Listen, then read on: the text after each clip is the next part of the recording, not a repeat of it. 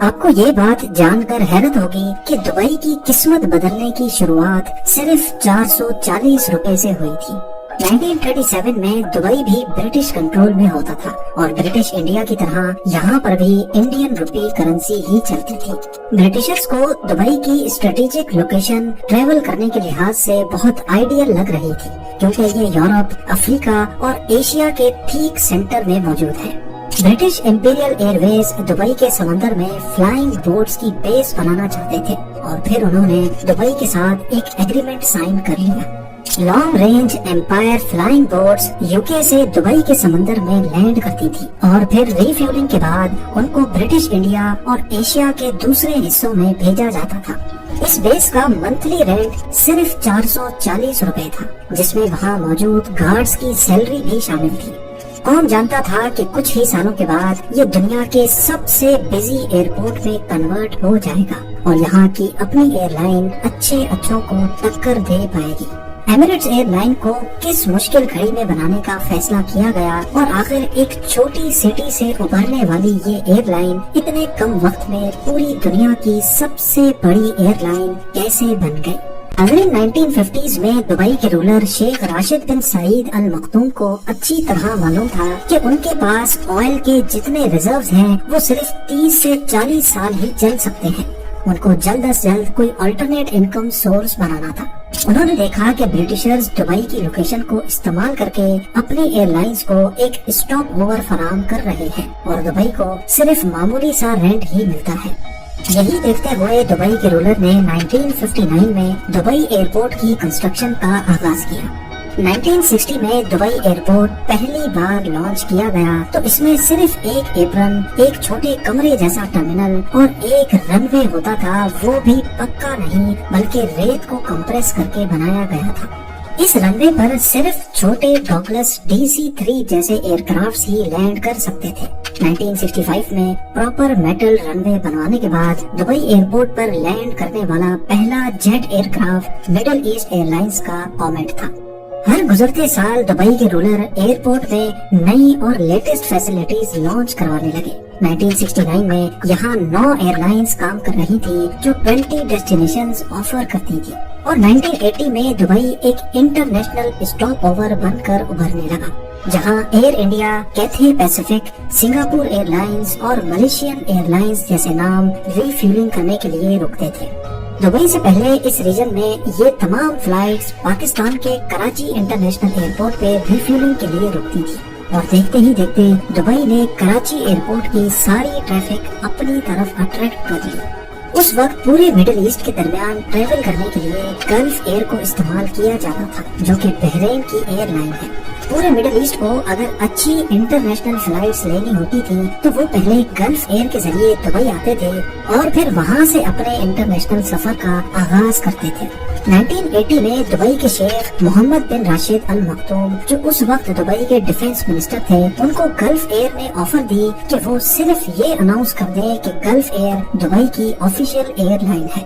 اس سے golf year کو international flights بھی ملنا شروع ہو جائیں گی اور اس سے دبئی کو بھی کافی فائدہ ہوگا اور بدلے میں دبئی کو گلف ایئر کے 50% اسٹیکس بھی مل جائیں گے۔ پر شیخ محمد نے اس ڈیل سے انکار کر دیا۔ گلف ایئر نے سوچا کہ ہم خواہ پورے مڈل ایسٹ سے پیسنجرز لا کر دبئی کو دیتے ہیں اور وہ پیسنجرز کسی اور انٹرنیشنل فلائٹ میں چلے جاتے ہیں، جس کے بدلے میں ہمیں کچھ نہیں ملتا۔ لہذا گلف ایئر نے شیخ محمد کے منع کرنے کے بعد دبئی جانے والی تمام فلائٹس کو بند کر دیا۔ گلف ایئر کا یہ فیصلہ دبئی کے انٹرنیشنل اسٹاپ اوور کو خاصا نقصان پہنچانے لگا۔ یہی وہ وقت تھا جب شیخ محمد بن راشد نے اپنی خود کی ایئر لائن ایمریٹس لانچ کرنے کا ارادہ کیا۔ اس ارادے کو حقیقت میں بدلنے کا مطلب تھا پہلے سے اسٹیبلشڈ ایئر لائن سے ٹکر لینا، جس میں گلف ایئر جو ان کا پہلا رائیول تھا، اس کے علاوہ British Airways, Singapore Airlines, Lufthansa, Air India اور پین ایم ایئر ویز وہ بڑے بڑے نام تھے جن کے خلاف ایمریٹس کو آپریٹ کرنا تھا۔ اب یہ کام جتنا سننے میں مشکل لگ رہا ہے، یہ حقیقت میں اس سے بھی کہیں زیادہ مشکل تھا۔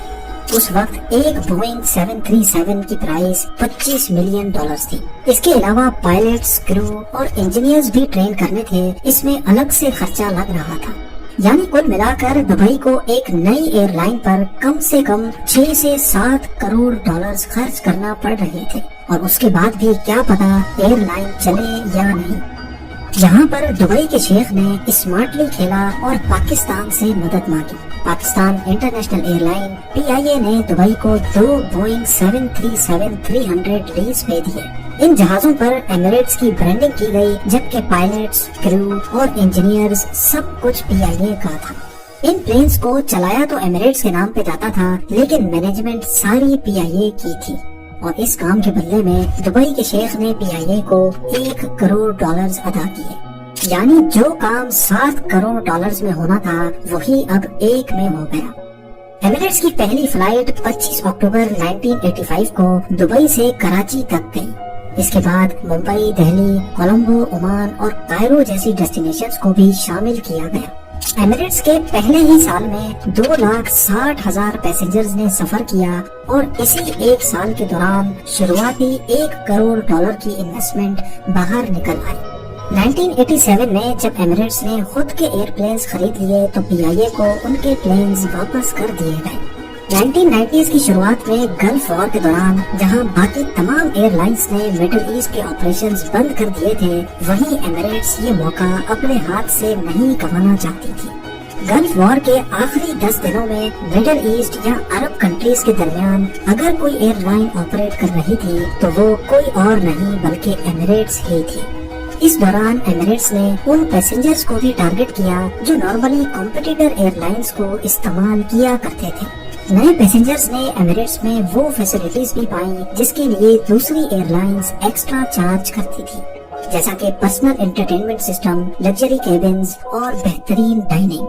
یہ چانس ایمریٹس کو ترقی کی نئی اونچائیوں تک لے گیا، اور بعد میں لویل پیسنجرز کے لیے ایمریٹس نے اسکائی وارز پروگرام بھی لانچ کیا۔